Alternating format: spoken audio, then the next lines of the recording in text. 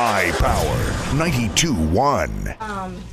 Because obviously you aspired to become a legend Most definitely. in the game. And Whitney Houston dropped her album. Did you get a chance to listen to it? No, I haven't, actually. Just what do you think about the whole Whitney Houston comeback?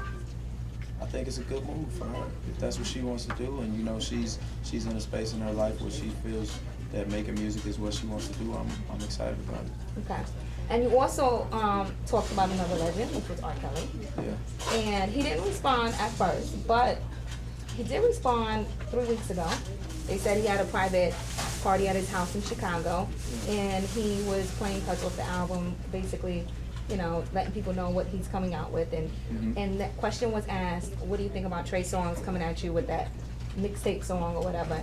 And he was basically saying, I'm a legend, like, who is Trey? I've got Grammys, and I have this, and I have that. So when he gets to that status, then he can come holler at me. I mean, R. Kelly don't want to do that. I mean, he don't want to, you know, not on the DOA level, not in that level. I mean, I'm not testing his genius. Right. You know, he's a musical genius, he's a legend. But, you know, 2 years ago he responded to Neo when he kicked him off tour. So his actual wording was that he would have responded 20 years ago. You know, I think it was exaggerated. And, you know, he doesn't have to, because I spoke my piece, I said what I meant. And tell You know, everybody what you meant by that. I was disappointed in R. Kelly as a fan. You know, I look up to him in a major way. You know, he's always been an inspiration from the beginning of my career. And lately I feel as though his music has been mediocre in attempts to be trendy and attempts to be what's the latest. And I think he can make better music. I think he's been attempting to be the artists that are out today instead of being the genius that he is. Right, because he's always been known for creating Yeah, trends. for innovation. Yeah. You know, and lately I feel like he's been following trends. You know, and I just spoke on that. Yeah. And as a person, I mean, you're entitled to your opinion. But on that mixtape level, ain't nobody messing with me though. Yeah, I like the fact that you do remix a lot of songs, though. Yeah, I like that about you. Okay, everybody, we're talking to Trey Songz. His album is in stores and it's called Ready. Make sure you're at DTLR South Park Mall at 6 p.m. today. All right, so you have been opening up a lot about your personal life. You recently did an interview about, you know, things that happened in your past and everybody's eating. I guess I shouldn't say what it is. That you created that you got an STD from a girl. Well, it actually isn't an STD, it was crabs, which is actually not an STD. You can actually contract crabs from dirty linen, dirty drawers, things of that nature. But, you know, I was open enough to give that information because it's true. Can I ask you, were you nervous about something, opening up about something like that is so private? I mean, when I'm in this business, I give my life to people. I mean, that's a part of this game. And, you know, I actually was misled as far as that interview is concerned. I thought it was a sexual magazine because most of the questions were sexual. And this is a Honey magazine, and they're not known for doing interviews of that nature. But, you know, as an artist, when you have a journalist, you know, in respect to the journalist, I answered the questions she gave. You know, in all honesty, I'm a man. You know, I stand behind everything I say. Did you catch a lot of flack from that? Not really. Right.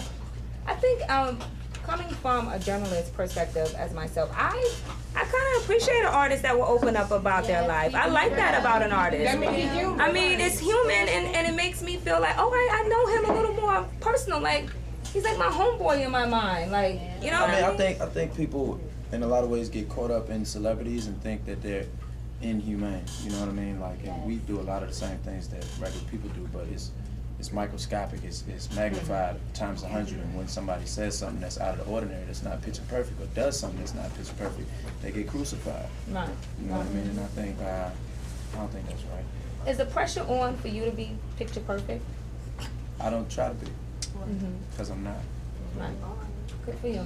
All right, everybody, Trey Songz, his album is in stores right now, and it is called Ready. When did you, like, transition from Trey Songz, the hair braid guy, and to this, like, man, like, he has this aura like he's grown up, right? Like, he's just comfortable in his skin, his body language speaks for itself, his body is mature, he's got mustaches and beards and, like, you know what I'm saying? And waves. You got some good hair, boy. Neil, what up? No, so I'm saying, when did you become comfortable in Trey Songz or? I mean, I've was it always been Tremaine, comfortable as the the man? person I am, but you know, I think I've grown. You know, I've grown from a young man to a man, and you know, evolution and growth is imperative. It has to happen, and I think I've taken well to it. I think the world has too. Yeah, I think we're ready, and I think we saw a different side of you, like just with your performances and the BET joint that you did, where you what was it? The OJs. The Mighty OJs. The Mighty OJs. I think you held that down vocally. Did you guys see that? Oh yeah. Were you nervous? Because that was MJ's. Remember when MJ had just passed away and everybody was watching the BET Awards? That was a huge platform. That was to say I was not nervous would be a lie, like straight up and down. Behind stage, like my heart was jumping out of my chest before I hit the stage, but as soon as I got on stage, it was business. Yeah. You know, I had to handle it. Right. Did you dedicate that performance to Michael in your head? I mean, it was definitely a dedication to Michael. The whole show was, you know, as the loss was very, you know, unexpected, you know. But I think, in all due respect to Michael, you know, that was for the OJs. Right. You know, that portion of the show was there before Michael passed, and to take away from that, you know, Eddie Levert also actually lost 2 of his sons within the last 3 years. Wow. So, you know, I give all that to the OJs. Right. Did your mom used to play OJ music? Not really. No.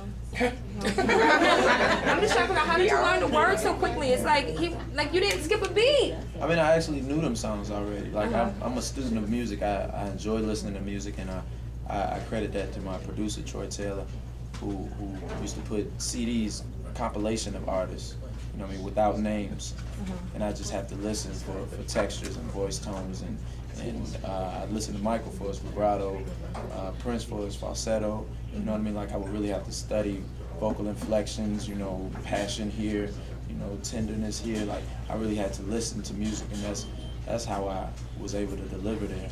And even throughout that week, although my schedule was just very draining, I found time every night to make sure that I knew every word. Yeah. Well, look, I got to wrap up with you, but it's been a pleasure speaking with you. Everybody, Trey Songz, he's in the building. His album's in stores. It's called Ready. Baby. And he's home, and you're very subtle today. Like, he just has on, I'm quite sure this watch is real expensive, but he's not really jeweled out. How much does that watch cost? It's like $100-something. Oh, that's not bad. But he's very subtle, right? Things like that too much. Do you have a nice house and a big car? I mean, a big house and a nice car? I have a big house and a nice car. What kind of car do you drive? Well, I actually don't drive. My mother has a nice car. Oh. I get driven a lot.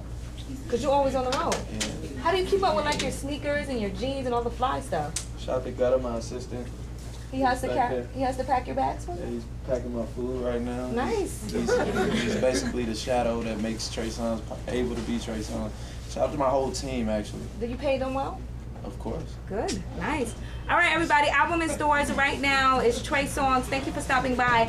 And not to mention, everybody, the in-store is happening at DTLR today. Come to okay? DTLR, South Park baby. Mall. Album ready. Trey, Escobar, you know I love you, baby. That's your nephew.